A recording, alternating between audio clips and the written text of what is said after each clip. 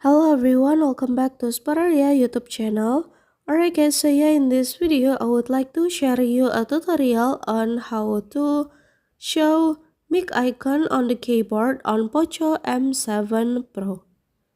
Alright guys, so yeah, for those of you who don't know that the primary purpose of mic icon on the keyboard is for voice typing feature on the keyboard, which is to enable users to dictate text using their voice instead of typing it out on the physical keyboard, guys. And how to show the mic icon or voice typing feature is very easy. So yeah, without any further ado, now let's get started to the tutorial, guys. Alright, the first thing first that I have to do is, of course, now you can show your own keyboard on your cell phone.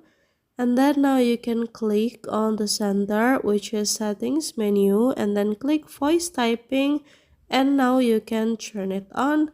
And then as we can see together, there will be a mic icon, and then now you can click to use this voice typing feature, and then now you can dictate it by your voice, and then voila, it works, guys.